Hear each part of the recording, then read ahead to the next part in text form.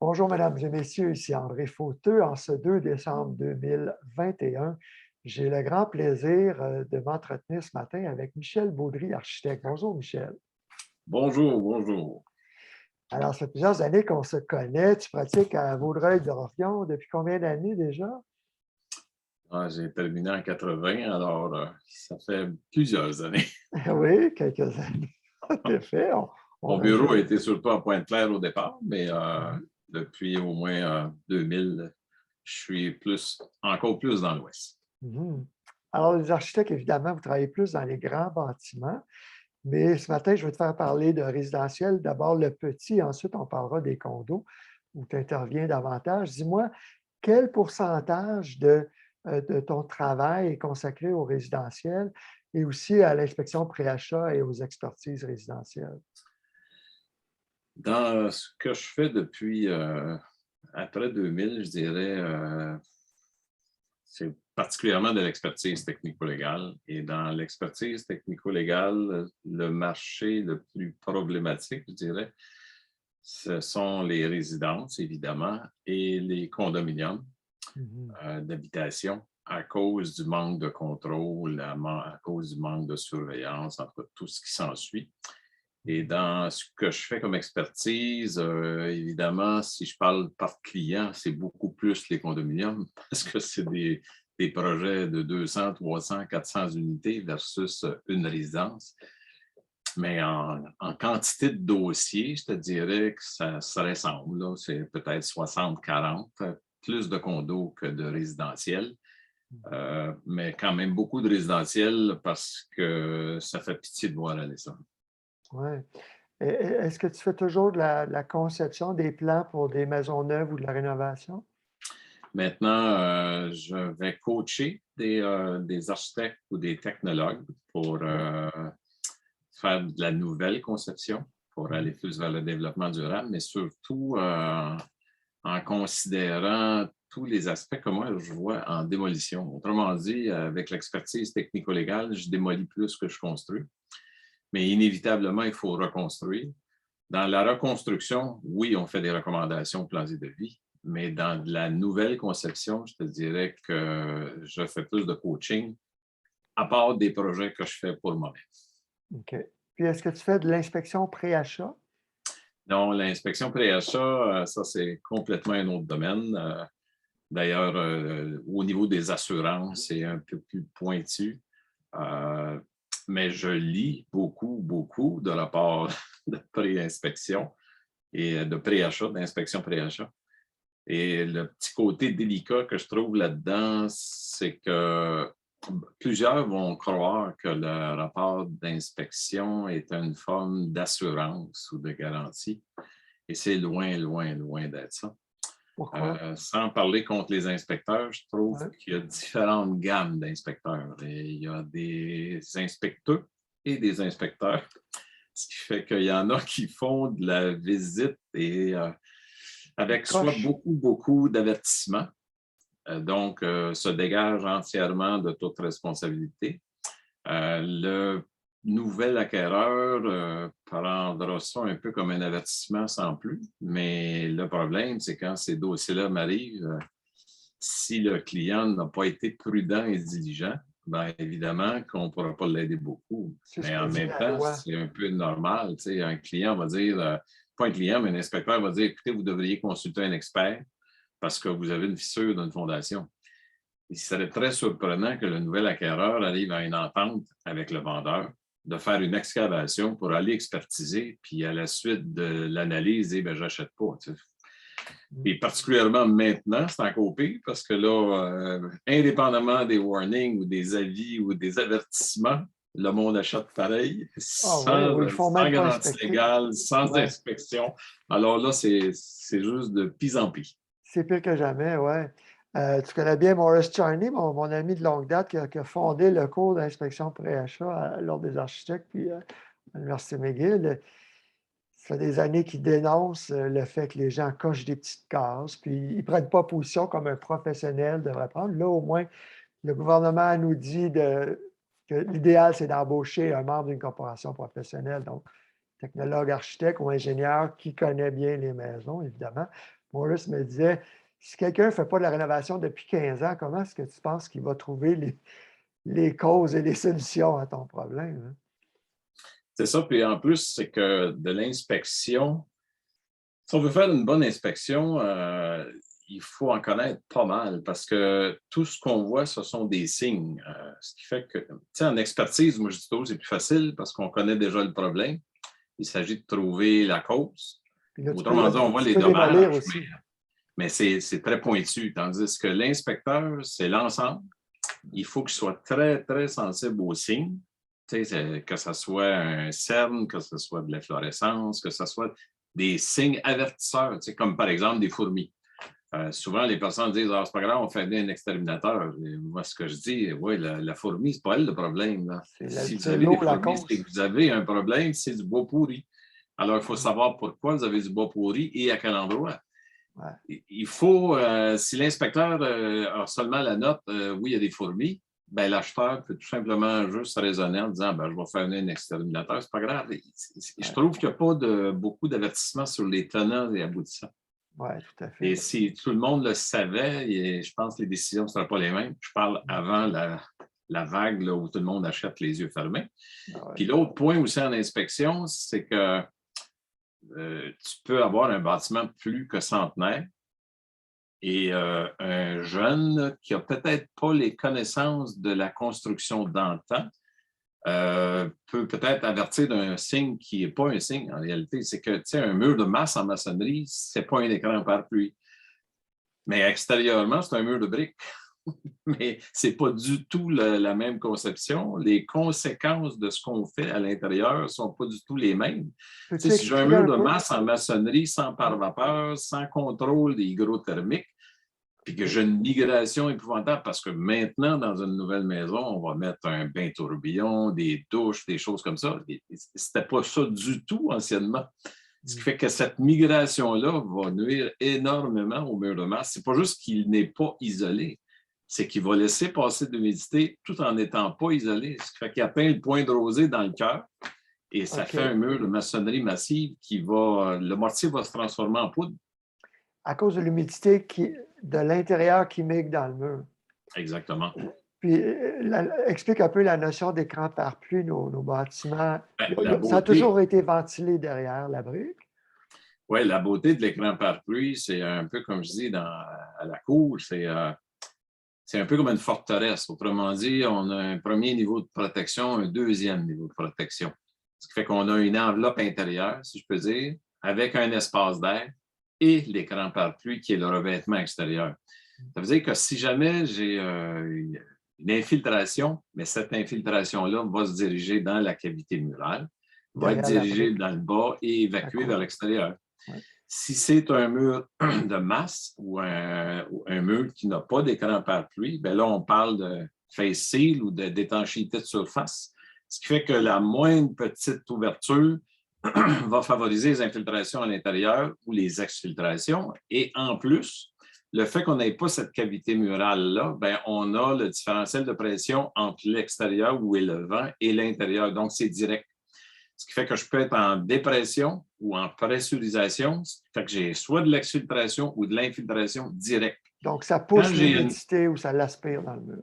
C'est ça. Mais si j'ai la cavité murale, là, je viens de changer les différentiels de pression entre l'extérieur et l'intérieur parce que j'ai une zone d'interface. Mais en quelle année est-ce que j'élimine beaucoup les infiltrations, mais évidemment, ça prend quand même un pare-vapeur, ça prend un pare-intempérie et un pare-air, etc., etc. Là. Donc, c'est dans quelles années qu'on a commencé à mettre les pare-vapeurs, puis les cavités murales, puis les pare-intempéries? Moi, j'ai commencé en 70 et c'était déjà là.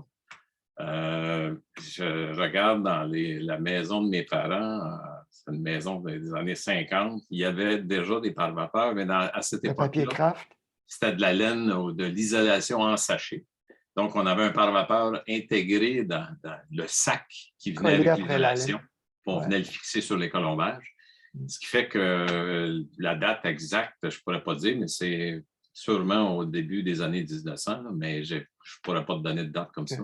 Mais ça fait très longtemps. Tu me fais penser à la maison de mes parents à Beaconsfield. J'étais le peintre attitré. Et puis, du côté de la salle de bain, du bain puis de la douche, il n'y avait aucune ventilation vers l'extérieur. Il y avait le papier craft dans le mur, mais qui laissait passer plus qu'un polythène. Puis mon père, c'était 3 couches de Benjamin Moore à l'huile, mais ça boursouflait constamment. C'était toujours à recommencer, puis gratter de la peinture à l'huile. J'en ai tellement fait, j'ai ça. Ça, c'est intéressant, ça, parce que dans la théorie, puis le CNRC s'est prononcé aussi là-dessus, c'est qu'une peinture à l'huile avec plusieurs couches peut devenir un pare-vapeur. Ouais. Mais là, avec ce que tu m'expliques, la problématique, ce n'était pas la vapeur de l'intérieur qui voulait migrer, c'est la vapeur de l'extérieur qui voulait rentrer. Mais là, le pare-vapeur empêchait l'humidité de rentrer, donc fait cloquer la peinture. Ça veut dire qu'on a un problème d'isolation. Autrement dit, si le mur n'est pas assez isolé, juste l'humidité extérieure ou intérieure, mais là, si j'ai 3 couches de peinture à l'huile, pour moi, l'intérieur est pas mal réglé, à moins qu'il y ait plein de fissures ou de prises de courant ou de pénétration qui vont faire que l'humidité va pouvoir se rendre. Là, je te parle de l'humidité, du parement extérieur qui a quand même un espace d'air derrière. Là, OK, c'était le parement extérieur qui était à l'huile. Le clapboard. Ah, OK, je pensais à la peinture dans la salle de bain. Okay. Non, dehors. Ça, c'est sûr. La peinture à l'huile à l'extérieur, c'est peut-être la pire chose parce que de mettre un pare-vapeur à l'extérieur, c'est de courir après le trouble. On empêche l'humidité de sortir. Il faut que ça respire. Et puis, il faut faire attention. À un moment donné, le monde disait que les maisons sont rendues trop étanches. C'est pas ça le problème. Le deuxième niveau de protection, en tout cas l'enveloppe intérieure, elle, il faut qu'elle soit étanche si on veut la contrôler. Ouais. À partir du moment où on la contrôle bien, tout ce qui pourrait passer, il faut que ça sorte. Alors, ça ne prend surtout pas une peinture à l'huile, surtout pas un pare-vapeur, surtout pas quelque chose qui va empêcher l'humidité de sortir. Oui. Il y a des débats aussi. J'ai vu que les gens ne s'entendent pas. Est-ce qu'il faut mettre un pare-vapeur au sous-sol, qu'on mette une laine rose, une laine de roche ou un polystyrène? Certains mettent le pare-vapeur, un polythène à l'intérieur, et d'autres non. Qu'est-ce que tu en penses? En partant, les sous-sols, c'est complètement un autre monde. Je pense que ça ne devrait pas exister, mais du moment où on fait un sous-sol, ce qu'il faut, c'est qu'on a l'humidité intérieure qui possiblement veut migrer, mais c'est beaucoup plus un problème d'humidité extérieure qui veut rentrer. Qui rentre. Parce que le niveau d'humidité est beaucoup plus élevé dans le sol. Ce qui fait que ce qu'il faut empêcher finalement, c'est que cette humidité-là vienne par percolation imbiber le mur de béton ou qu'on ait une température de surface sur le béton beaucoup trop basse par rapport au taux d'humidité qu'il va y avoir dans le sous-sol. Parce que, par exemple, l'été, tout le monde dit « Ah, c'est le fun, le sous-sol, c'est frais. » Oui, le problème, c'est que si ton mur de fondation est caché avec un placo-plâtre, pas isolé, il n'y a pas de ventilation, de convection naturelle qui se fait sur le mur, ce qui fait que la température de surface va atteindre le point de rosée, j'ai de la condensation cachée, et là, tout le monde dit ça sent le sous-sol, ça sent la cave, ça sent le moisi. Le moisi, ça ne sent pas, mais ce que ça dégage, par exemple, c'est de la condensation qui va encourager ou nourrir les spores et les bactéries et les moisissures. Donc, ça condense sur le béton, mais ça coule sur la lisse, c'est le bois pourri. Ah, bien là, c'est fini. Là. Mais le problème que je vois dans les murs de fondation isolés, par exemple, avec de la laine ou de l'isolant de fibre de verre ou n'importe quel, c'est que plus je vais en mettre, plus le mur va être froid. Alors, ça devient un danger s'il y a un film d'air derrière l'isolant. Autrement dit, on peut le faire. Pourquoi tu as plein de laine, il devrait être chaud derrière la laine s'il y a plein de laine. C'est parce qu'il est en contact avec le sol extérieur. S'il y a plein de laine, ça veut dire que il n'y a pas d'air chaud. La chaleur que tu génères à l'intérieur, tu la ralentis au passage. Okay, Ce qui fait que le mur de fondation, qui lui va se maintenir à la température du sol, plus tu es creux, évidemment, là, ça ne gèlera pas, mais c'est quand même beaucoup trop froid par rapport au taux d'humidité. C'est une courbe. Fait que plus il y a d'humidité, la température, il faut qu'elle soit de plus en plus chaude, sinon ça condense. Donc, même si ce qu'on voit souvent, c'est qu'il y a de la condensation qui va se faire sur le mur. Et comme le mur est bien isolé, ça va faire du frima et ça va couler au printemps. Là, il y en a qui pensent que c'est les fondations qui coulent. Non, c'est le frima qui est en train de couler. Alors, la recette, je te dirais, la meilleure à date que j'ai vue, c'est malheureusement, parce que des fois, je n'aime pas beaucoup ce produit-là, mais je trouve que son application vient régler beaucoup de problèmes, c'est le polyuréthane giclé. Parce que le polyuréthane giclé, il va tout remplir les aspérités du béton, les déformations, les nids d'abeilles qu'on appelle. Et là, je n'ai pas de film d'air. Si je n'ai pas de film d'air, je viens de régler déjà un gros problème. Mais le béton quand même froid de l'autre côté, si tu isoles de l'intérieur ton béton. Ça, c'est correct, mais encore là, il ne faut pas trop isoler parce que si on isole trop, par exemple, au niveau des empattements, il faut quand même, particulièrement les empattements de demi-sous-sol, à 4 pieds et demi, il faut maintenir un niveau de chaleur au niveau des empattements pour pas qu'il y ait soulèvement par le gel. Ce qui fait que, historiquement, moi, déjà en 70, je me rappelle, on disait isoler seulement 2 pieds en bas le niveau du sol, puis laisser le bas de la fondation exposé. Il y avait des beaux croquis d'ailleurs du Conseil national de recherche qui maintenant, on ne veut plus faire. Parce Ça, que c'est déconseillé. Pourquoi on conseille donc la pleine hauteur, isolation pleine à hauteur? cause de la condensation potentielle. Okay, alors, moi, ce que je recommande, c'est d'avoir plus épais dans le haut et descendre avec moins d'épaisseur dans le bas. Quand même, il y aura juste 1 pouce d'uréthane. L'uréthane à la surface, il n'atteindra jamais la température pour atteindre le point de rosée. OK. Si tu n'as pas d'espace d'air entre le béton et l'isolant, tu n'as pas de condensation puis de pourriture. C'est surtout ça qui est important.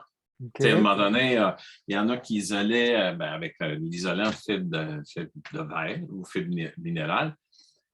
Puis cet isolant-là touchait au béton avec un pare-vapeur intérieur, mais avec des pénétrations, des perforations mal scellées au plancher ou à la tête. Donc, j'ai une migration qui s'en va là. Inévitablement, le mur condense. Et comme c'est de l'isolant en matelas, bien, la laine va aussi absorber cette eau-là, ce qui fait que là, on empire le problème. Là, on a transformé ça en mettant un isolant rigide, genre un polystyrène extrudé. J'en ai vu beaucoup du expansé, c'est juste pire. Mais le extrudé, lui, au moins, il y a un niveau de pare-vapeur, dépendamment de son épaisseur, ce qui fait que là, j'empêche l'humidité. Mais encore là, les pénétrations qui vont laisser, par exemple, des joints, si ce n'est pas des joints à feuillus, si les joints ne sont pas scellés, l'humidité va passer par là, elle va migrer. Pourquoi? Parce que l'isolant rigide est effectivement très rigide, mais le mur de béton, ça va comme ça. Fait que j'ai des poches d'air. Et il y a de la condensation derrière les poches d'air. Ouais. C'est pour ça que je dis, le meilleur que j'ai vu à date, c'est définitivement l'uréthane. Ouais. Tu as décrit les fondations que mon père a finies à Beaconsfield en mettant de la laine rose contre. Ça sentait moins le moisi que chez mon voisin. Chez mon voisin, c'était horrible. Puis le petit gars est mort de la leucémie. Je ne sais pas s'il y avait un lien, là, mais c'était une odeur de champignons tellement forte quand on allait jouer là. Exact. Mais quelqu'un m'avait dit justement, si tu mets une laine au sous-sol, il faudrait que tu mettes le pare-vapeur contre le béton avant de poser la laine. C'est-tu le cas? J'ai fait des tests là-dessus. Puis, ce qui se produit, c'est que l'humidité à l'extérieur, dans le sol, quand elle va traverser, elle va condenser, mais au verso du polyéthylène. Ouais. Elle va couler dans le bas encore. Ouais. Si tu veux mettre un pare-vapeur sur le béton, il faut que ça soit un enduit liquide, une peinture, un enduit asphaltique ou en tout cas n'importe quel autre produit, mais qui va couvrir toute la surface sans laisser de film d'air. Le problème, c'est le film d'air. Oui. Mais je pose la question parce qu'il y a des gens qui veulent rien savoir des isolants plastiques. Donc, je dis, ben, il y aurait la laine de roche qui résiste plus à l'humidité. La laine de roche, la beauté, c'est que l'eau coule dedans. Oui, mais le bois, ça ne protège pas le bois non plus, par contre, si ça coule. Puis l'eau, elle s'en va quelque part. Ça veut dire que l'eau, par exemple, elle ne restera pas dans le haut du mur. Elle va couler dans la laine de roche, mais elle va stagner dans le bas. Ouais. Et si j'ai une lisse, ben, ça ne fonctionne pas. Fait que moi, tu sais que l'autre caractéristique, moi, dans des réfections du sol, je suspends les colombages métalliques et non en bois à partir des solides et je les mets jusqu'à 1,5 pouce du sol. Ce qui fait que je n'ai jamais rien qui touche à la dalle dans le bas. Ouais. Et le joint est scellé pour les gaz souterrains, qu'il faut faire attention de plus en plus. Ce qui fait qu'avec ça, plus le polyuréthane, en tout cas, on va toucher du bois, mais pour l'instant, je n'ai plus de problème. Ouais. Mais si quelqu'un met une laine de roche, est-ce qu'il va mettre un pare-vapeur à l'intérieur ou contre le béton, selon toi, l'idéal? C'est parce que, encore une fois, s'il met une laine de roche puis qu'il met le pare-vapeur sur le béton, ben là, il laisse passer l'humidité, il refroidit son mur de béton parce qu'il a isolé, donc il y a des chances que ça condense sur le pare-vapeur du mur de béton. Idéalement, c'est d'avoir un pare-vapeur aussi à l'intérieur. Mais pas double par vapeur, pas un sur le béton puis un autre à l'intérieur. Le problème, c'est quand on met le pare-vapeur à l'intérieur, si on met un enduit sélectif sur le béton, autrement dit, qui va laisser passer on appelle ça des Smart Vapor Barriers, c'est qu'il va en laisser passer, mais il va en empêcher de rentrer. C'est parce qu'il faut que tu contres l'humidité intérieure qui veut aussi entrer. Fait inévitablement, si tu veux isoler avec une laine, un isolant en matelas, tu te diriges vers le phénomène des doubles pare-vapeur. Là où c'est moins inquiétant, c'est que ce n'est pas encapsulé. Tu sais, on voit, par exemple, si on passe du sol au grenier, de plus en plus de personnes qui vont gicler de l'uréthane sur le pontage de la couverture, puis après ça, vont mettre un bardeau d'asphalte. Ça, c'est une catastrophe. Parce que là, tu viens de mettre un pare-vapeur à l'intérieur et tu en as un directement à l'extérieur. Tant que c'est un comble ventilé, il n'y a pas de problème, puisque le pare-vapeur du bardeau d'asphalte, ben, il n'est pas encapsulé de plywood. Là. Autrement dit, il reste là, c'est tout. Mais quand on vient faire l'inverse, c'est un trouble assuré. Ben, particulièrement s'il y a plu avant et que le pontage contient déjà trop d'humidité. Il y a des compagnies, sans les nommer, qui vont dire oui, vous pouvez le faire à condition que vous preniez avec un hygromètre votre humidité du contreplaqué avant de faire. Mais personne ne le fait. La seule chose, comme je dis aux clients, ce que ça veut dire, c'est si ça pourrit un jour, ben, ils vont dire c'est parce que tu n'as pas pris le niveau d'humidité. Oui, ils se protègent comme ça. Mais tu dis que le bardeau d'asphalte est par vapeur aussi, ou c'est parce que tu mets une membrane par vapeur en dessous? La membrane, c'est parce que maintenant, on met beaucoup le genre de membrane Grace, là, ou équivalent, membrane haute température, idéalement, puis qu'on met sur le contreplaqué, ça, c'est définitivement par vapeur. Ça, absolument. Puis les 3 couches de bardeau, parce qu'avec l'overlap, évidemment, il y a des films d'air, mais c'est définitivement par vapeur. Mais le pire, c'est une membrane liquide là, avec un isolant giclé, là, c'est fini. Puis je l'ai vu dans des toitures plates, entre autres. Les gens le font souvent. Pourri. Donc, pour revenir au sous-sol, tu recommanderais de mettre un membrane ou un autre par vapeur qui va changer l'ouverture de ses pores selon le degré d'humidité. Okay. Oui, parce que tu ne peux pas laisser non plus rentrer l'humidité à l'intérieur parce que si l'été, par exemple, c'est frais au sol, puis tu as mis juste un polyéthylène ou un pare-vapeur meilleur, ou en tout cas l'équivalent, un pare-vapeur du côté chaud, mais l'été, tu peux te retrouver avec le phénomène inverse, il va condenser du côté du mur de fondation si jamais c'était trop froid dans le sous-sol. Ouais. Tu te tires dans le pied. Et puis ça, on commence à le voir de plus en plus. Moi, ça fait au moins 2 ou 3 colloques au Conseil national que je pose la question. À quand la remise en question du polyéthylène? Parce qu'on constate avec les changements climatiques qu'on va climatiser à outrance. Et plus on condense et qu'il fait 100 d'humidité dehors ou 80 bien, l'humidité extérieure elle va venir se coller sur le pare-vapeur, le polyéthylène. Puis là, ça condense, mais du côté extérieur du polyéthylène. Ça fait pourrir la structure de bois. Ouais. La même chose, ceux qui baissent le chauffage l'hiver. On déplace le point de rosée dans le mur. C'est toutes sortes de petits concepts comme ça, je trouve, qui sont mal enseignés, dans le sens que tout le monde pense à son créneau à lui. L'électricité, ben, on dit baissez le chauffage, vous allez sauver. C'est vrai. Mais les conséquences, il faudrait qu'un jour, ça soit bien compris que l'enveloppe du bâtiment, c'est une série de systèmes. Ce n'est pas juste un J-Proc ou un clin de vinyle. Tous les matériaux qui sont là sont importants et de la façon qu'ils sont installés aussi. La même chose dans les membranes. On voit de plus en plus de membranes spécialisées. Mais le problème, c'est que j'ai des entrepreneurs, à un moment donné, qui ont posé du blue skin. Et du blue skin, il y en a plusieurs catégories. Alors, il y a la SA que tout le monde connaît, là, la bleu pâle, un peu glacée. Puis c'est une membrane extraordinaire. Sauf que c'est une membrane par vapeur. Alors, si tu la mets à l'extérieur, elle va condenser. Elle va faire pourrir ta structure. Fait que Henry Baker, la compagnie qui fait Blue Skin, a créé d'autres membranes qui s'appellent la VP100, la VP160, toutes des membranes VP, c'est-à-dire qui ne sont pas par vapeur et que tu peux mettre à l'extérieur. Oui, c'est important de le savoir. Pour te raconter bon, une histoire, on a construit en 98, puis je suis allé avec 2 pouces d'extrudé dehors, à l'extérieur des fondations, par-dessus une membrane WR Meadows. Puis je n'ai pas un sol d'argile là, à Saint-Adèle, c'est des gros cailloux. Fait que j'étais protégé de ce côté-là, mais je ne pense pas qu'on ait isolé sur la semelle. Là, tu me disais qu'il ne fallait pas trop l'isoler, c'est tant mieux. Mais la finition du sous-sol n'était pas prévue au devis initial, au contrat initial de construction. Puis bon, à la fin, on a dit, tant qu'à y être, let's go, on finit le sous-sol. Puis l'entrepreneur, il a mis de la laine acoustique dans une division intérieure pour le bureau de ma blonde. Mais il a fermé les murs sans me demander si je voulais isoler l'intérieur des fondations. Alors, ça fait 23 ans qu'on est comme ça. Et là, il y a quelques mois, on vient juste de faire isoler avec Inject Styrène Technologie. Je ne sais pas si tu as vu ça. C'est des billes de polystyrène expansées, des petits trous d'1 pouce.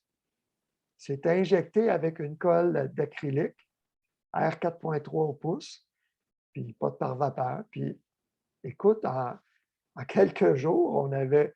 Lui, avant de repartir, il met un bouchon d'uréthane, puis une première couche de polyfila.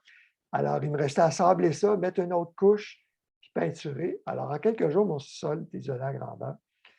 C'est vraiment intéressant comme produit. Qui fait ça? Inject Styrène Technologie, puis Isolation Éco-Concept, des gens de Québec qui desservent partout. Puis là, j'annonce dans le prochain numéro, la semaine prochaine du magazine, qu'ils ont trouvé une technique pour extraire le branti des vieux murs. Ah oui? Oui, il y en a beaucoup de maisons comme ça. Ouais, mon père avait un garage comme ça, mais avec des écailles de chocolat. OK, de cacao, pas le chocolat lui-même, mais Non, non, c'est sur le cacao. la Puis, noix, l'écaille de noix. évidemment, avec les années, ça s'est tout écrasé dans le fond. C'est ça. Là où se tient la chaleur, c'est au plafond. Et c'est là qu'il y avait le moins d'isolant. Ça Oui, va oui. plus senti dans le bas. Pas C'est la très même chose efficace. avec le branti. Ouais. Juste pour revenir sur l'inspection pré-achat, avant de passer à d'autres sujets, qu'est-ce que tu recommanderais aux gens comme critère pour embaucher un inspecteur? Les gens, personne ne veut payer plus de 600 on dirait, pour une inspection. Maurice Charney me dit, moi, je vais pour une demi-journée, puis je passe la journée là. Fait que je pense qu'il charge au moins 1500. Quand on achète une maison de 400 000 et plus, on devrait payer au moins 1500, il me semble. La première chose ce que je te dirais, à partir du moment où on engage un inspecteur, ça prend des références. 2, il faut être prêt à faire ce qu'il va nous demander. Et sinon, engage-les pas, tu dépenses de l'argent et tu te nuis dans un recours potentiel. Parce que quand on arrive en cours, la question, c'est est-ce que le commun des mortels aurait pu découvrir ça? La réponse, c'est non. Alors, tu es moins qu'un déjà... inspecteur lui dise. Oui. Et si un inspecteur, par contre, est passé et qui a émis une mise en garde et que tu en as fait fi, c'est fini. Tu n'as pas été prudent et diligent. Oui. OK, l'acheteur n'a plus de recours à ce moment-là. Fait que quand tu engages un inspecteur, pose-toi les 2 premières questions. Puis après ça, suis ce qu'il va te demander parce que sinon, il ne fallait pas faire. Ouais. C'est drôle parce que les associations, même le gouvernement, ont l'air à dire l'inspecteur ne doit pas chercher les causes et les solutions. Mais Maurice, il dit, moi, je prescris toujours les solutions. Quitte à référer quelques entrepreneurs, même, ce qui est en conflit d'intérêts. Le danger des solutions en inspection, c'est de prescrire un remède sans avoir fait le diagnostic. C'est que tu peux avoir un signe. Par exemple, j'ai de l'efflorescence en dessous d'une fenêtre. Pourquoi j'ai de l'efflorescence en dessous de la fenêtre?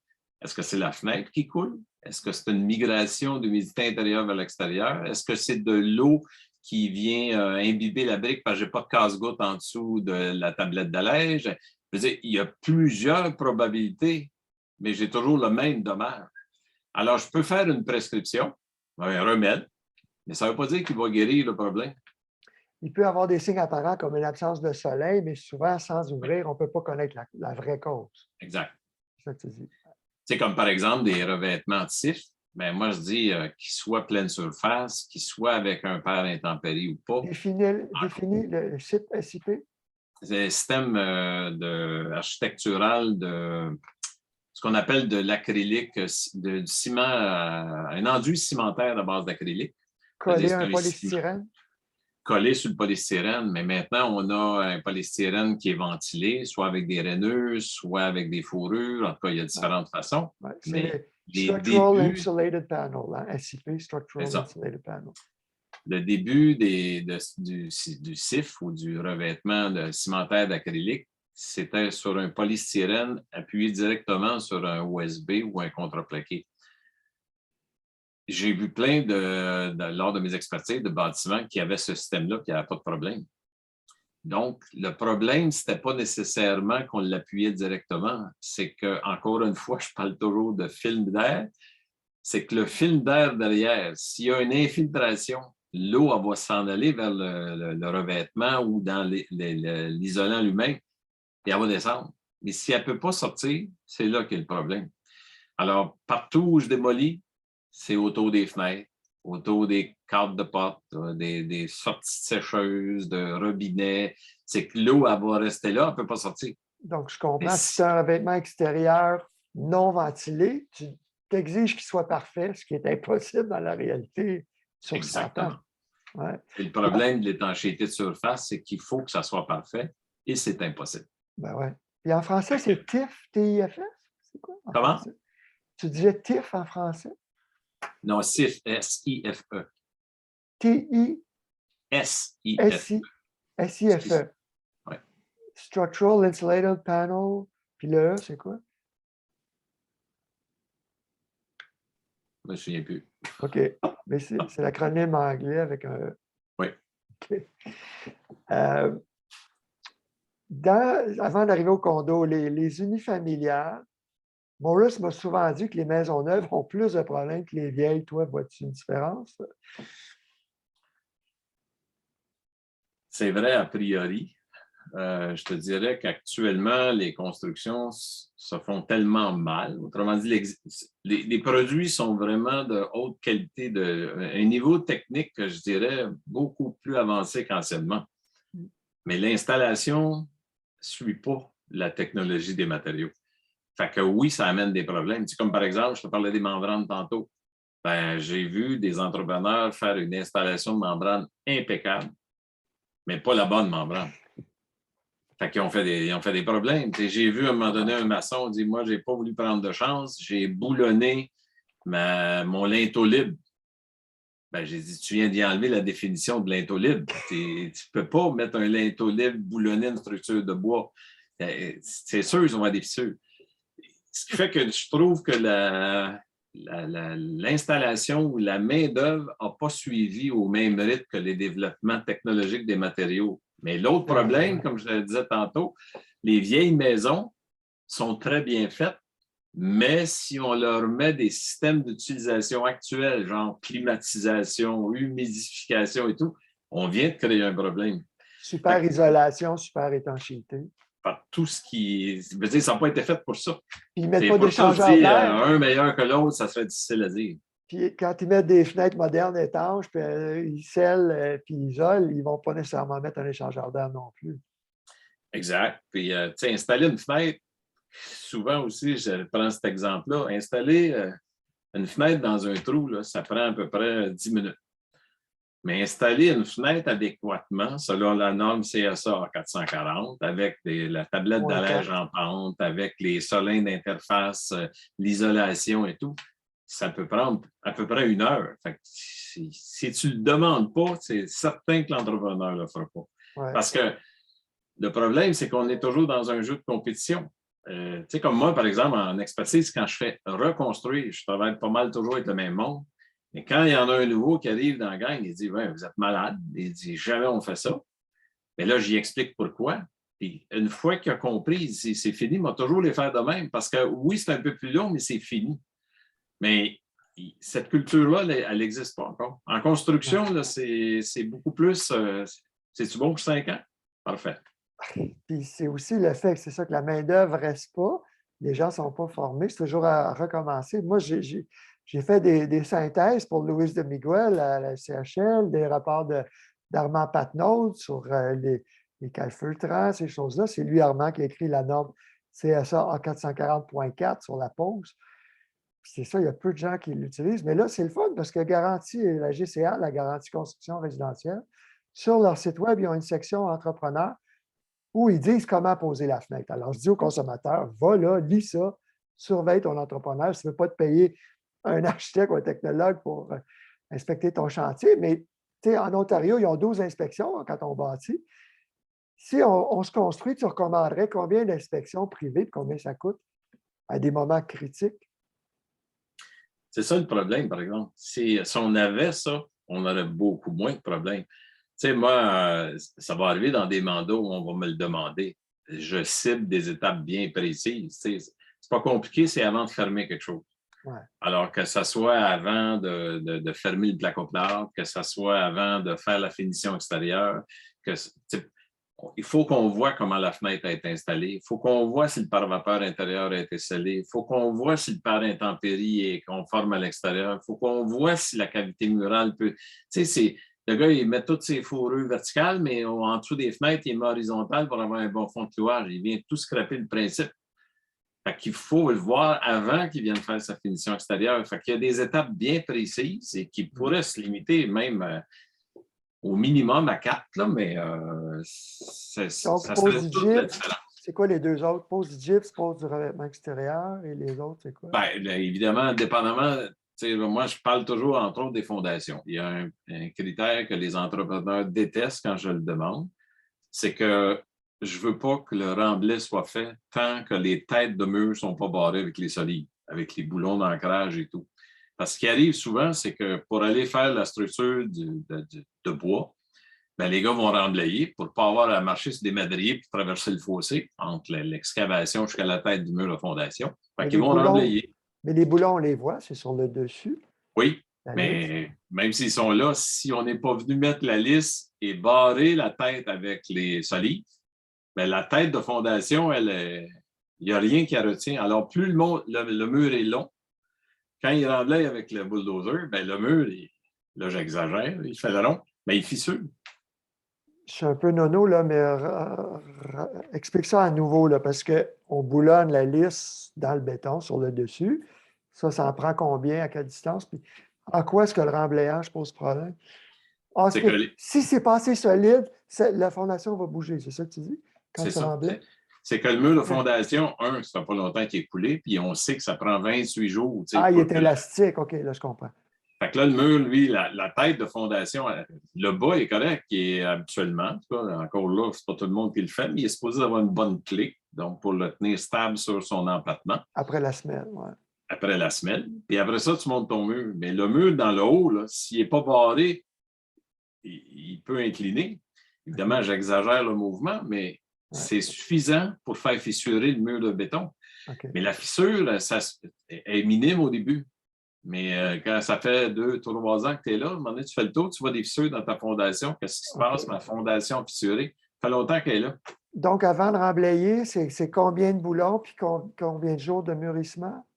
Tu vois, dans le règlement, moi, je les mets très rapprochés. J'aime bien en avoir plus que passer, mais le minimum dans le code, c'est peut-être 3 pieds. Mais en tout cas, moi, le principe important, c'est qu'il y en ait au moins 2 par longueur. C'est comme ça que je l'indique sur mes dessins. Fait que si j'ai une liste qui est longue de même, ça m'en prend 2 pareil. Fait que c'est pas la distance entre les deux, mais c'est parce que je veux pas qu'elle bouge.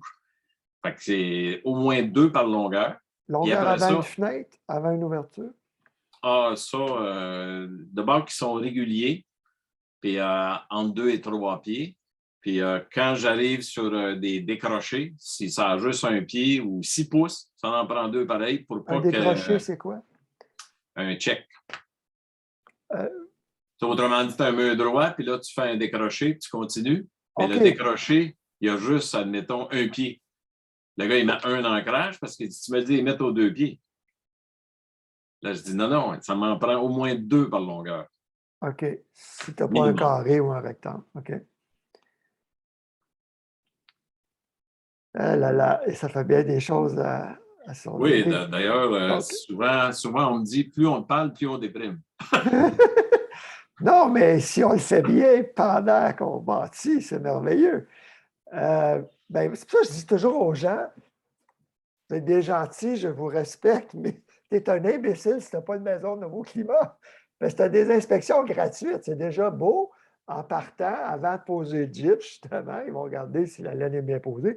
Ils vont même mesurer les débits d'air du VRC. Puis le test d'infiltrométrie. Puis tu as des subventions pour ça en plus. Alors, les gens ne comprennent pas que le premier jour qu'ils rentrent dans la maison, le surcoût hypothécaire est inférieur à l'économie de chauffage, qui est supérieure. Et en plus, ben, ta ventilation, ton étanchéité, ta laine. Non, mais je pense que c'est pas tout le monde qui sait que c'est subventionné. Mais ils savent que ça coûte plus cher. C'est Fait qu'en ça. partant, ça coûte plus cher, on ne le fait pas. C'est la désinformation des Mais entrepreneurs qui ne veulent pas le faire. le payback est tellement rapide que je ne comprends pas non plus que C'est le toutes les premier maisons de jour. Ce n'est pas dans 3 ans ou dans 4 ans, c'est le premier jour que le surcoût hypothécaire en général est inférieur, surtout ces temps-ci, à l'économie de chauffage. Bon. Si on vient dans l'existant ensuite, ce que tu fais, toi, dernière question sur les condos, là. Donc, les autres gros problèmes que tu vois dans l'existant, toi, les gens t'appellent, il est trop tard, là. Ils ont un gros problème. Les problèmes les plus fréquents, c'est les fondations et les toitures. C'est beaucoup la fenestration. OK. La fenestration elle-même, son installation et son intégration dans l'enveloppe. Donc, la Ça, pire c'est qualité de PVC en partant. Pardon? Les fenêtres en PVC cheap. Qu'il soit en PVC ou en métal, avec une bride, c'est parce qu'ils ne s'installent pas tous de la même façon. C'est ça le problème. C'est que c'est comme si tout le monde cherchait la recette puis il l'installe tout pareil. Tu sais, comme par exemple, on vient mettre un soleil d'interface entre le revêtement intermédiaire et la fenêtre. Dans des fenêtres entièrement aluminium extrusion, il y a souvent à l'extérieur un polystyrène expansé. Tu ne peux pas coller de membrane là-dessus. Alors, il y a une façon de poser. Une fenêtre en PVC, elle, tu peux. Une fenêtre avec une bride, tu peux aussi. Alors, dépendamment du type de fenêtre, il y a une installation en conséquence. Après ça, son positionnement. Le facteur isolant d'une fenêtre, c'est l'unité scellée. Si l'unité scellée est trop à l'extérieur, ben, quand même, quand tu arrêtes du verre trip, ben, elle ne vaut rien, elle dort. Fait C'est que mon le problème. périmètre, comment? J'ai ce problème-là. Je me suis chicané avec le gars de Marvin en 98 qui dit que c'est bien plus beau à l'extérieur. J'étais là, non, non, non. Puis je ne sais pas pourquoi j'ai lâché prise. Fait qu'il y a toujours un peu d'eau dans mes vitres, mais c'est quand même de la fibre de verre, là, avec du bois dedans. Mais c'est ça. Des fois, il faut que je sable les coins de mon bois, là, parce que ça dégoûte puis ça moisit. Mais tu vois, c'est des petites choses qui ont l'air innocentes. Tu sais, souvent, c'est sûr que moi, je n'ai pas beaucoup de mérite. Je démolis plus que je construis. Donc, je vois les conséquences de la plus petite niaiserie. Tu sais, souvent, on va dire un entrepreneur, la gueule de poisson qu'on appelle sur une membrane, genre un blue skin, mais qui n'a pas été avec un ramoufleur, qui n'a pas été roulé. Donc, il y a des petites vagues et des petits bourrelets, là, ce qu'on appelle des gueules de poisson. L'entrepreneur dit, ouais, c'est rien. Ah non, regarde, moi te montrer des photos. Quand l'eau, il y a soit de la percolation d'humidité ou des infiltrations, puis l'eau descend sur le revêtement intermédiaire, sur le parent intempérie, puis elle arrive dans le bas, puis qu'il n'y a pas, admettons, de champ de pleurs. Le taille-vec est parfait si l'eau ruisselle dessus. Mais si elle stagne là, ce n'est pas une membrane étanche à l'eau, ça. Fait qu'elle va aller vers le deuxième niveau, qui est le soleil intramural. Mais si le soleil intramural a une gueule de poisson, l'eau va rentrer dedans. Et si elle rentre dedans, bien, ta membrane n'a servi à rien. Fait que tu t'es payé une membrane à la grandeur, mais comme on dit toujours, la chaîne est aussi forte que le plus faible de ses maillons. Ouais. Bien, si j'ai des trous partout, quand même, j'aurais une membrane extraordinaire. Bien, je ne me suis pas aidé. Puis j'imagine que c'est dans les condos qu'on a le plus de problèmes dans les nouvelles constructions, vu qu'on en fait des milliers depuis plusieurs années. Le problème des condos, là, c'est la même chose dans le résidentiel, mais dans les condos, c'est que c'est des gros volumes. C'est que le promoteur qui construit le projet, c'est lui qui engage l'architecte. Et plus souvent qu'autrement, l'architecte n'a pas un mot à dire sur la qualité de construction. Il va faire des plans et devis, Et quand nous, on arrive en expertise, plus souvent qu'autrement, les dessins, ça ne correspond pas du tout à la réalité. Aïe, aïe, aïe. OK. C'est pas que l'architecte ne fait pas sa job. Non, dans certains cas, oui. Je ne peux pas dire que les architectes sont parfaits, mais souvent, j'ai vu des très bons détails, mais ce n'est pas ça du tout qui a été fait. Il n'y a Ou pas il de y a eu surveillance de chantier. pendant le chantier, il y a eu soit des substitutions de matériaux en disant ça va être bon pareil, mais ce n'est pas du tout la même chose. Mais il n'y a pas de surveillance de chantier, de Non. discussion avec l'architecte ou un ingénieur. Puis même s'il y avait une surveillance, on dit toujours tu ne mords pas la main qui te nourrit. Ah oui, tu ne vas pas C'est le l'engueuler, ton promoteur qui patron. engage l'architecte. Je comprends, c'est un professionnel, Ouais. je comprends tout ça. Mais combien de fois j'ai vu des lettres d'avertissement en disant au promoteur, si tu fais ça, tu vas avoir telle conséquence. Parfait, merci beaucoup. La lettre est dans le classeur, mais il fait sa job pareil. Mais le consommateur qui va se ramasser là un jour, lui, qui achète, il poursuit l'entrepreneur, c'est une coquille vide, il n'existe plus. Là, il va poursuivre l'architecte. L'architecte dit non, regarde, moi j'avais averti. Fait que c'est le consommateur qui ramasse tout. Bien, si l'architecte dit j'ai averti, c'est le promoteur qui va payer. Si tu as un bon avocat, au moins, ça coûte Mais cher. ce que je vois de plus en plus, c'est quand même ça. Tu sais, j'ai des poursuites là, dans des tours à condos jusqu'à 20 millions. Ça ne se rend pas en procès souvent. Ça se règle hors cours, en règlement hors cours. Les experts sont payés, les architectes sont payés, mais tous les problèmes ont été dévoilés, mais il n'y a jamais assez d'argent pour réparer, ce qui fait que le syndicat va être obligé de se développer un plan quinquennal et plus pour essayer de faire ces travaux-là. Mais il vient de diminuer la valeur. Donc, les propriétaires actuels qui veulent vendre ont une dévaluation et c'est l'enfer. Il y en a qui remettent les clés. Je comprends. Il faudrait tout arracher le revêtement extérieur puis ouvrir les murs. Il y en a qu'il faut quasiment démolir au complet. Puis, si tu ne démolis pas au complet, le fait que ça soit un chantier habité, les frais de mobilisation font que ça coûte 3 fois plus cher que quand on a construit. Fait qu'admettons une tour de 20 millions, ben, pour la réparer, ça ne coûtera pas 20, ça va en coûter 30. C'est quoi les frais de mobilisation? Tu dois déménager des locataires? C'est qu'il y en a qu'il faut déménager, qu'il faut loger, dépendamment de la problématique. Après ça, tous les accès des matériaux, la protection. Tu ne peux pas faire plus qu'un étage à la fois. Tu ne peux pas te servir des ascenseurs. Donc, tu as des accès extérieurs, tu as de la clôture, tu as des heures de travail. Ce n'est pas du tout un chantier normal, ce qui fait que tout est plus long. Et c'est souvent suite à une expertise ou à une procédure. Donc, c'est plus surveillé. C'est beaucoup, beaucoup plus cher. Alors, comment est-ce que le consommateur peut se protéger là-dedans? Il n'y a aucun syndicat de copropriété quand le promoteur bâtit, là. Non, ça, c'est l'autre problème, c'est que le syndicat, c'est le promoteur, jusqu'à temps qu'il ait vendu 51% des condos. Mais tous les problèmes, il les a vus et possiblement cachés en espérant que ça dure 5 ans. Mais une fois que c'est tout vendu, la coquille est vide après. Le promoteur, il n'existe plus. Mais là, tu m'enlèves le goût d'acheter un condo. Là, les gens vont être complètement découragés. Y a-t-il moyen d'acheter des bons condos aujourd'hui? J'ose pas répondre. OK. André Bourassa serait d'accord avec toi. Bien, il travaille beaucoup avec les gens dans ce domaine-là. C'est quoi les progrès? Il y en a eu quand même avec les histoires d'horreur. Il y en a-tu eu des progrès?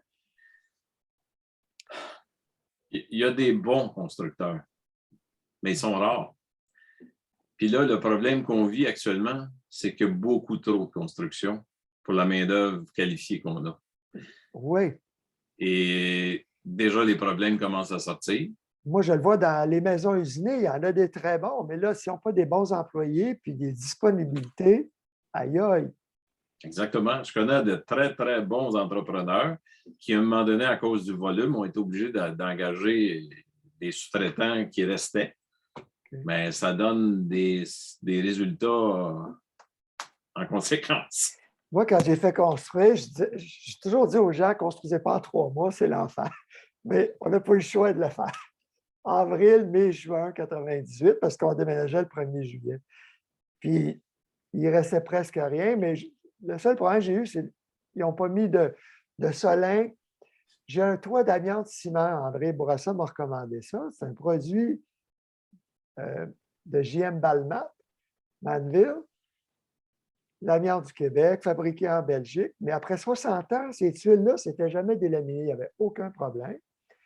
Puis André m'avait présenté ces gens-là. J'avais troqué les matériaux, j'avais payé toutes les taxes déclarées au gouvernement. Puis lui me disait, ton toit va durer plus longtemps que toi, tu sais.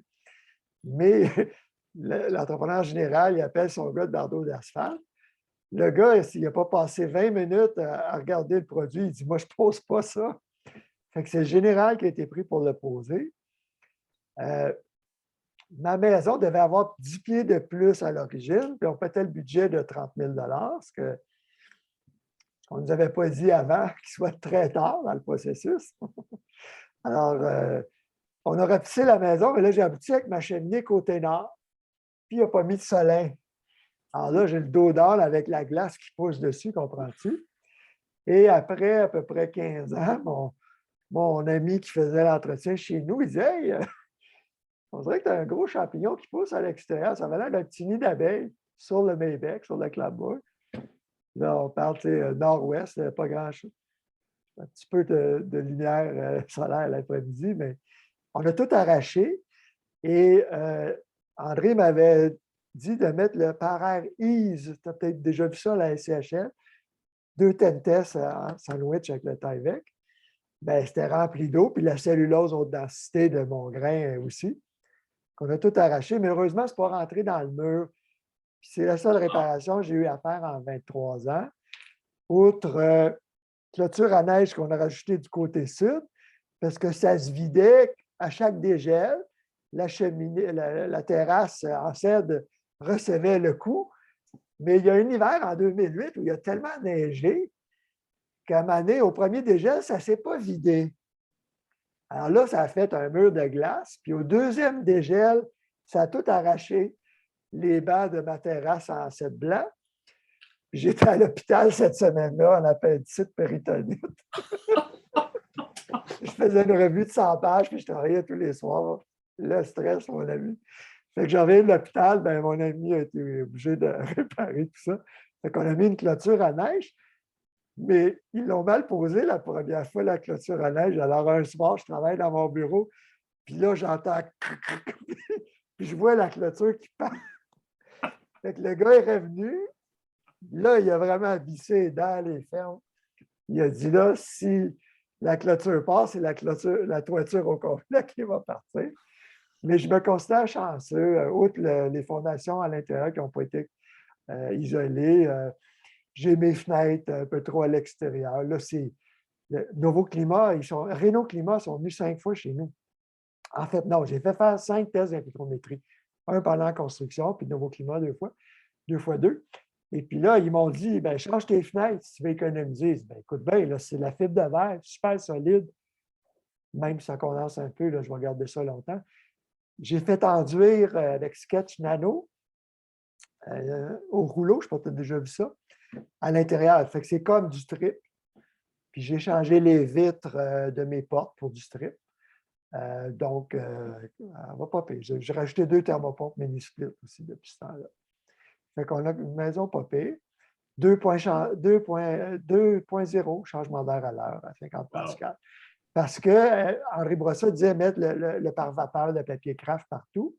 Puis il y a un autre Tentes en arrière du gyps. Sauf que l'entrepreneur, il n'a pas mis de polythène dans le plafond. Lui, il a mis du papier craft partout. Fait que ça pisse un peu dans le plafond, là.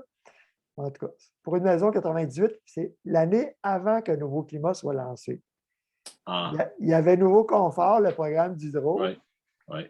Puis moi, tu sais, depuis 90 que j'écris sur les programmes d'Hydro-Québec en efficacité énergétique, je ne leur faisais pas trop confiance, mais je regrette de ne pas l'avoir fait certifier par Nouveau Confort, ma maison. Oui, parce qu'il y a quand même eu, avant Nouveau Climat, il y a eu R2000 aussi, je pense. Oui, mais là, c'était Nouveau Confort de 97 à 99. Ouais. Okay, on a eu quand même beaucoup de coaching, mais encore une fois, ça change tellement rapidement que, tu sais, moi, j'ai commencé en 70, puis je regarde même 70? Ce que le Conseil national de recherche... Tu as commencé en 80, qu'est-ce que tu as fait de 70 à 80? Ben, j'ai commencé, moi, par un cours de technologue, technique en architecture. OK. Tu as eu ton diplôme en 70? J'ai eu mon diplôme en 73. 75. Fait que j'ai commencé, je dis 70, c'est peut-être 72. OK.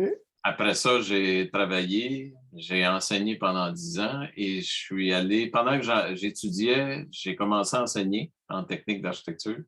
OK. J'ai commencé à travailler dans un bureau. Fait qu'il fut une époque où j'enseignais, je travaillais dans un bureau, puis je suivais mon cours université. Mais tu commences à avoir de l'expérience après 50 ans. Oui, c'est la beauté et le problème. Mais c'est sûr qu'avec toutes ces années-là, j'en ai vu de toutes les couleurs, c'est bien entendu. Mais les problèmes, parce que les gens veulent rien savoir de tes recommandations, comme mon ami Maurice Charney. Moi, la beauté, c'est pour ça que maintenant, je suis plus en expertise. C'est quand j'étais en architecture conventionnelle, je me rappelle encore au début de ma pratique, pousser fort pour faire de la maison de qualité, personne ne voulait payer. En expertise, c'est tout le contraire. Les personnes ont les deux pieds dans le caca, alors dites-nous ce qu'il faut faire, on va le faire. Puis je pense que ça ne changera jamais parce que le malheur, il arrive toujours juste aux autres. Fait que non, moi, mon chum qui est entrepreneur m'a dit de faire ça de même, mon beau-frère ou je ne sais pas qui. Puis avec la galère, tu sais, l'expression en architecture, souvent, peux-tu me faire un petit dessin? Pas cher. Moi, je dis toujours, le dessin, ce n'est pas le poids de l'encre sur le papier qui fait combien il coûte. C'est qu'à un moment donné, pour arriver à la solution finale, il y en a peut-être fallu 50 croquis. L'expérience, la recherche, malheureusement, ça se paye, mais en même temps, c'est un peu comme on disait tantôt, le payback qui est là. Ben ouais. Les maisons Nouveau Climat, as-tu beaucoup d'expertise sur des maisons certifiées, homologuées, qu'on dit aujourd'hui Nouveau Climat? Tu n'en vois pas, hein? Excusez, je vais débrancher ça. Oui, c'est la nature humaine, le déni. Payer moins cher. Moi, je dis toujours, tu noppes ton argent d'habitude. Puis la qualité, ça se paye. Malheureusement, mais c'est pour ça que maintenant, en expertise, j'aime beaucoup plus ce que je fais. Puis au niveau créativité, mais c'est mes propres projets. Alors là, je m'amuse à faire mes projets, puis je fais de l'expertise où là, notre présence est appréciée, que ce soit les juges, parce que, tu sais, souvent, je dis, j'ai enseigné pendant 10 ans. Maintenant, je continue à enseigner, mais aux juges, parce que les juges, évidemment, la loi et tout, c'est des experts, mais ils ne peuvent pas connaître tous les petits, ou même le vocabulaire en architecture. Fait que quand tu viens expliquer un problème de moisissure, ça prend quand même un peu de pédagogie. Puis, dans ce temps-là, je trouve que mon expérience, il fait pour beaucoup. Tu sais, autant quand j'étais architecte au front et maintenant que je suis expert en arrière, c'est facile d'expliquer, en tout cas, c'est possible d'expliquer à un juge, à un avocat, à un client, les tenants et aboutissants. Tu sais, si tu fais ci, voici ce que ça va donner. Si tu fais ça, voici ce que ça va donner. Ouais. Et tout le monde comprend. Le problème, c'est qu'il faut que tu sois dans le trouble pour comprendre. C'est malheureux. Alors, pour construire une maison, tu te donnerais combien de mois, surtout ces temps-ci, avec les retards de matériaux? Il ne faut pas être pressé. Actuellement, là, tout le monde dit on fait une maison en 3 mois. C'est possible, mais je dirais que ça dépend comment tout a été structuré. Tu sais, si c'est un autoconstructeur, oublie ça. Si c'est un entrepreneur, il y a une licence d'entrepreneur général, puis il sous-contracte, puis il ne suit pas son chantier, oublie ça aussi. Mais si c'est un entrepreneur qui travaille avec un niveau de loyauté avec ses sous-traitants qui sont toujours aussi bons parce qu'ils font toujours les détails de la bonne façon, mais pas de la façon qui n'est pas bonne, là, mais qui ont été validés, c'est possible de faire, évidemment, dépendamment de la grandeur de la maison, mais une maison moyenne, là, je te dirais 4 mois, c'est possible. OK. Bien, moi, je recommande toujours, idéalement, le groupe Select Nouveau Climat, les rares entrepreneurs qui font que du nouveau climat. Il y en a de moins en moins, malheureusement. D'autres conseils en terminant pour monsieur, madame, tout le monde? On en reste jusqu'à demain. Oui. Quelqu'un m'avait dit, il n'y a pas de mauvais produits, il n'y a que des mauvaises applications en général. C'est à peu près ça, oui, parce que même le produit le plus cheap, la différence, c'est qu'il va durer moins longtemps, mais il va quand même assurer un rendement s'il est bien installé. Mais même un très, très bon produit, mal installé, ne donnera pas plus de résultats. Ce qui fait que je suis à peu près d'accord avec ce que tu viens de dire. Ben, Michel, Malheureusement, c'est... ouais, c'est comme Et ça. tout ce que je souhaite, c'est que le commun des mortels soit mieux protégé. En tout cas, moi, mon intention, compte tenu de mon jeune âge, c'est d'arrêter de faire de l'expertise et d'essayer d'aller travailler en amont. C'est-à-dire, soit me rapprocher du gouvernement, pas m'en aller en politique, mais d'essayer de trouver une façon de mieux réglementer, parce que j'ai réalisé, après toutes ces années d'expertise, que je répète tout le temps les mêmes problèmes ou les mêmes solutions en réalité.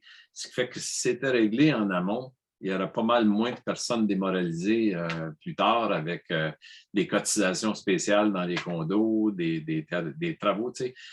Quel genre de changement? Quel genre de Combien de fois j'ai changement entendu un réglementaire? consommateur me dire « Oui, mais j'ai engagé un entrepreneur spécialisé. » C'est vrai que ça s'appelle comme ça. Tu sais, un gars qui fait du revêtement extérieur, c'est un entrepreneur spécialisé. Donc, il connaît ça. Mais c'est pas vrai. On dit que c'est le meilleur de la profession.